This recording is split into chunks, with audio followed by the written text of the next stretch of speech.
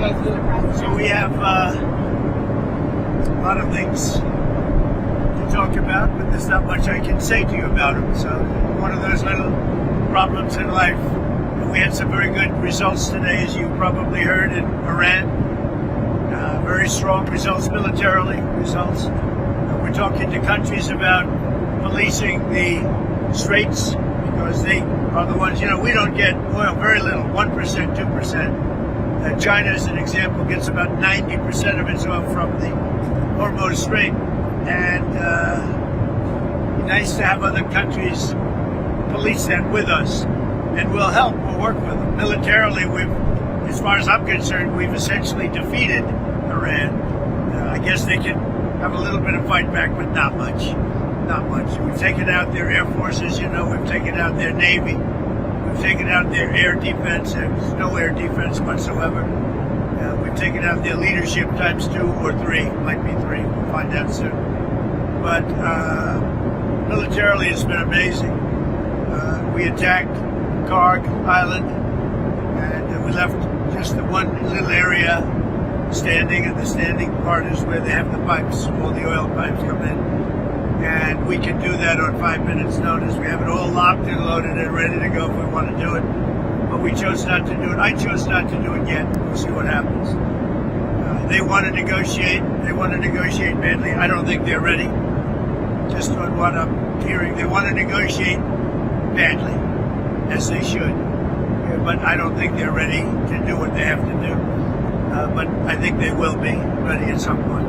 But we're doing very well with respect to that whole situation in Iran. We are talking to other countries about working with us on the policing of the strait. And I think we're getting good response. And if we do, that's great. And if we don't, that's great too. But remember, like as an example, in many cases, they're NATO countries. We're always there for NATO. We're helping them with Ukraine. As many, it's got an ocean in between us. Doesn't affect us, but we've helped them. It'd be interesting to see what country wouldn't help us with a very small endeavor, which is just keeping the strait open. That, by comparison, it's small because Iran has very little firepower left. Their missiles are down to a low number. You see, they're shooting very few of them. You know why? Because they don't have very many of them. And because we've decimated their manufacturing capability. Likewise, the drones are way down. They're down to about 20% of what they had. Still have some, and they're pretty tough. But the drones are down, and we're starting hitting, as of yesterday, we're hitting places where they manufacture the drones. We think most of which we know where they are. So it's a very strong military operation, just as it was in Venezuela. We have the strongest military anywhere in the world by far, not even a contest. And I think people understand that. And we will finish the job. Mr. President, which countries have said that they will help? Well, I can't say yet. It's a little early. They were contacted today and last night. But we've had some positive response. We had a few that would rather not get involved. Is China one of them? I don't want to tell you about that. I mean, I can't really say for sure, but China's an interesting case study. They get most of their oil, as you know, by far. They get a lot, about 90% from the strait. So I said, would you like to come in, and we'll find out. Maybe they will, maybe they won't. There's some other deeper reasons why they may not. They should come in my opinion. It never made sense for years. If you go back and look at what I've said years ago, I said, why aren't we maintaining the Hormuz Strait when it's really there for China and many other countries? Why aren't they doing it? And that's because we had weak leadership, to be honest with you. But I'm bringing it up now because I think even long term, I think it's something that other countries should help us with. How many other countries, Mr. President? And again, remember, there's about 7. We talked to about 7.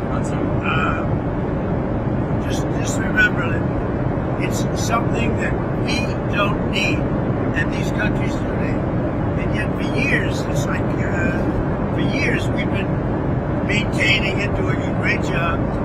And now that the war is, now that they've been diminished in terms of military, their military has been greatly diminished. I think it's a good thing for other countries to come in. Now, it would have been nice, as I said to the Prime Minister of the UK, who sort of was reluctant to put his 2 aircraft carriers into harm's way. That would be 2 weeks ago. And as soon as we demolished, essentially, pretty much demolished them, not over yet, but pretty much we're in great shape, let's put it that way, as everybody knows. He said, we'd like to send our aircraft carriers. I said, I don't want them after we win the war. I want them before we start the war. So whether we get support or not, but I can say this, and I said it to them, we will remember. How soon, sir, would this begin? Well, it started immediately, but it will take a little time to get here. Some of the countries have minesweepers, that's good. Some of the countries have a certain type of boat that could help us. Some of the countries would be a little helpful. Remember, it only takes a couple of people to screw up the strait, a couple of terrorists. You don't need their military is defeated, but all you need is a few people dropping mines here and there, and you louse it up. So we need.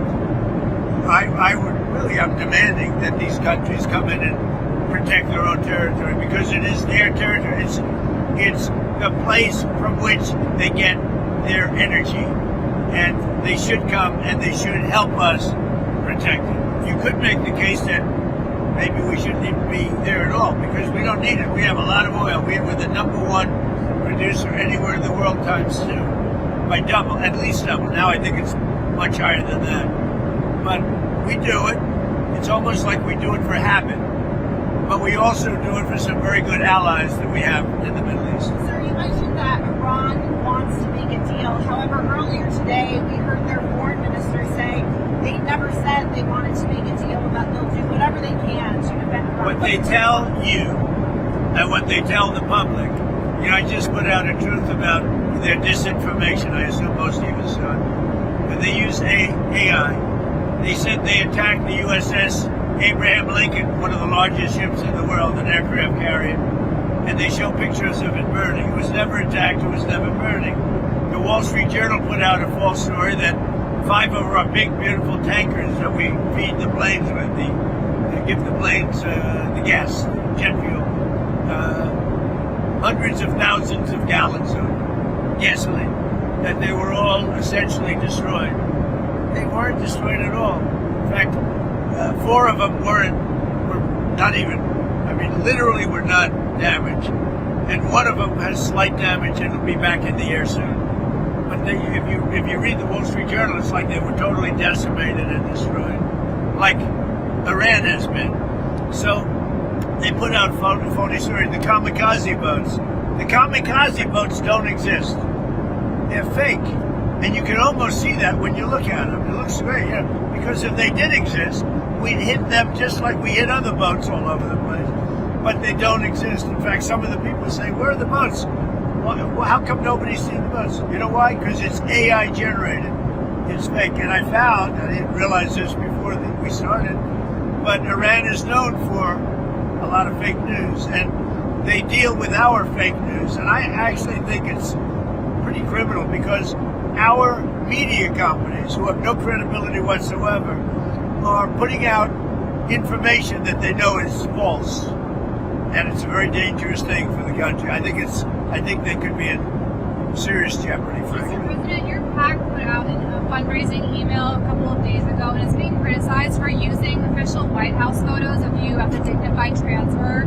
And the PAC is also promising access to secret. Well, I was at the dignified transfer, unlike a lot of other people. An appropriate email to send. Your critics are saying that your fundraising. I didn't see it. Somebody puts it out. We have a lot of people working for us, but there's nobody that's better to the military than me. And all you have to do is look at the election, look at the election results, look at the kind of votes that we get, look at the poll numbers.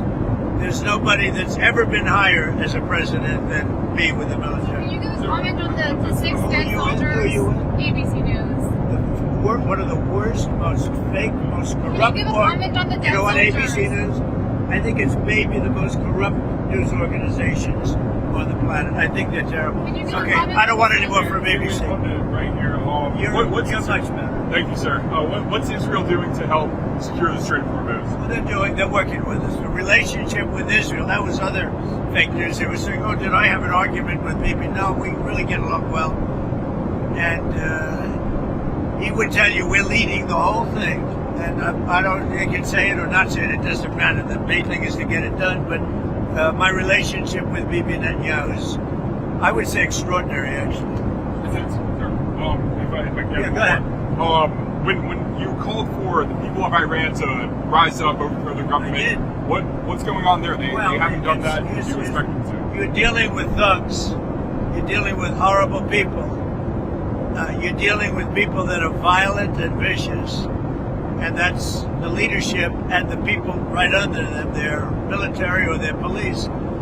And they've notified everybody, and they put out statements that if you protest, you're going to be shot and killed. The protesters have no guns. And I know you're a brave person, but I don't think you'd be protesting. And so I think it's very hard for them to protest. I fully understand it. They said, if you protest, you will be killed. A week ago and 2 weeks ago, they killed 32,000 protesters, at least. We think the number's much higher than that. They shot and killed 32,000 protesters who were greatly enthusiastic and want to see a change because they've destroyed the country. The people that are running have destroyed the country. But think of it, they shot and killed much more than 32,000 people.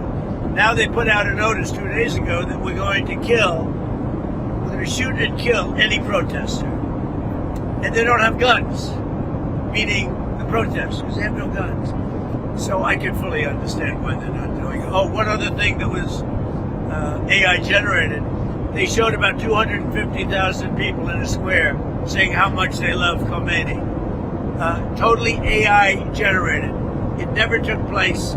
The media knew it didn't take place, but they built it up like they have great support. They don't have support. And that whole rally that they had 4 days ago, that they said was fake. It was AI generated. AI can be very dangerous. We have to be very careful with it. But the rally, because I was actually surprised to see, because I know how much the people hate this leadership. This leadership has destroyed the country. The rally that everybody, including ABC fake news, your network is the worst. But everybody put that rally on.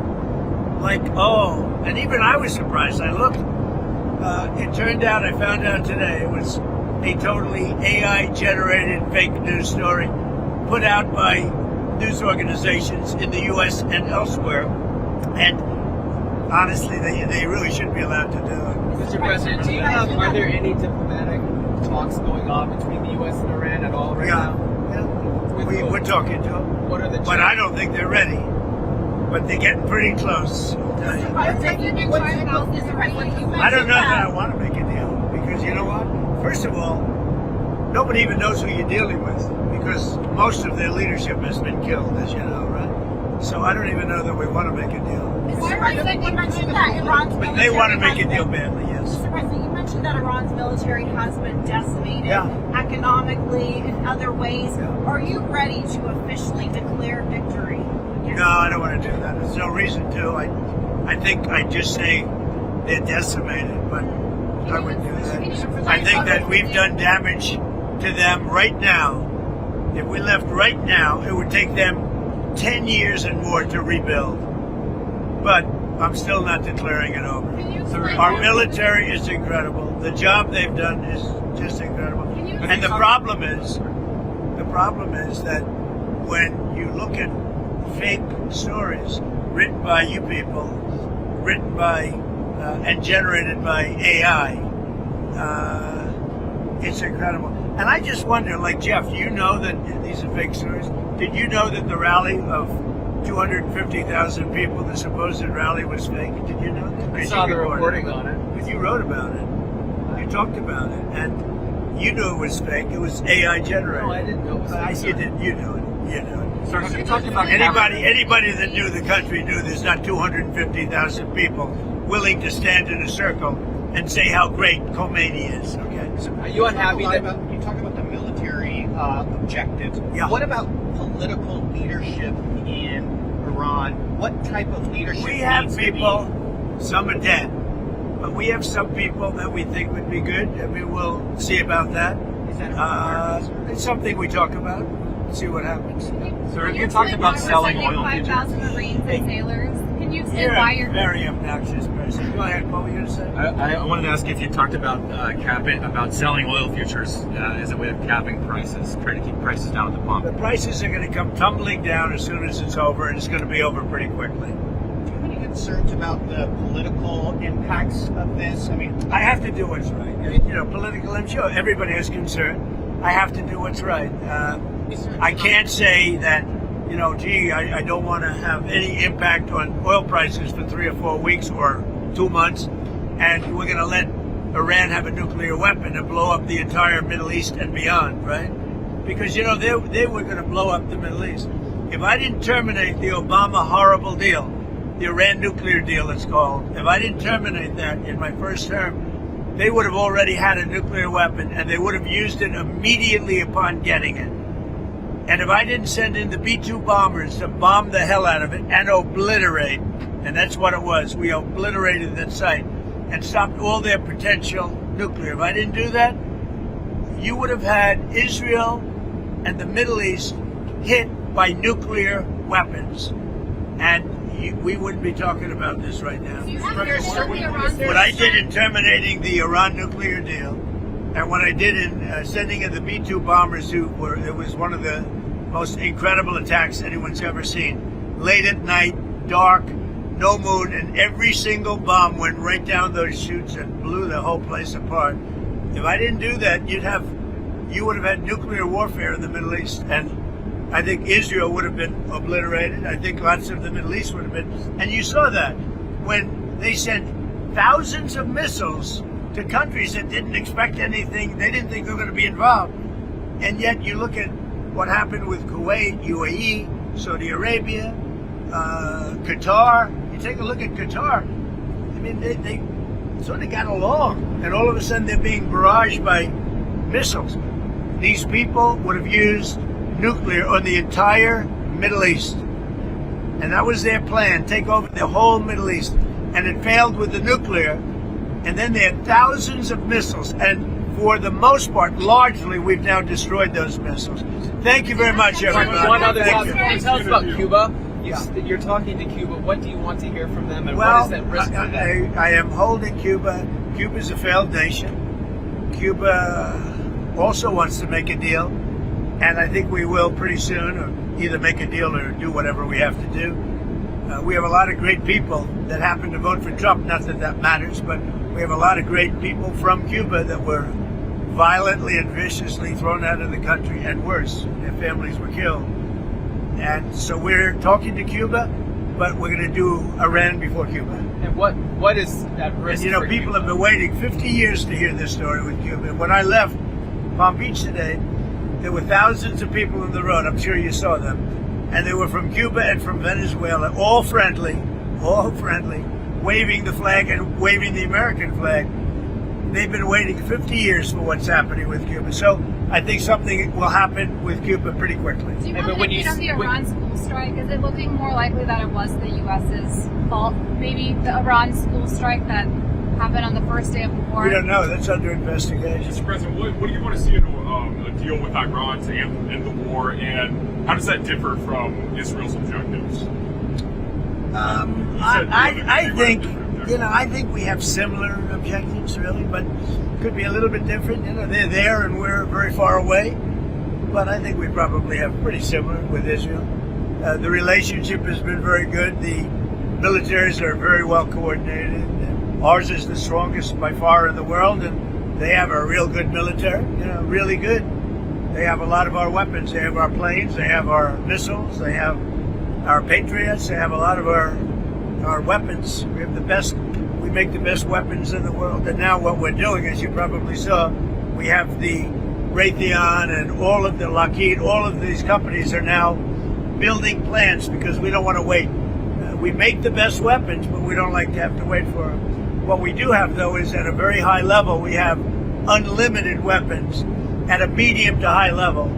And they're really doing the trick. And we're not using they call it the elite weapons, because frankly they haven't, outside of the original attack, they haven't been necessary. Sir, But last these companies are building facilities, and they've already started all over many of them are building many buildings right now to make so that we wait 2 weeks instead of 2 years for weapons. So last what week do you you said want? that we're nowhere near sending ground troops to the Middle East. Are we still I in don't that talk to situation? people like you about that. I mean, why would I tell you I'm sending or not sending? I don't talk about Do you and- a military strategy. Who would talk about? I mean, who would answer a question like that? Do you have a comment on the 6 service members who passed last week? Who else? So, what do you want to see in the deal? Because earlier you said reportedly that. Well, you start off with there will be no nuclear weapons. That's where it starts.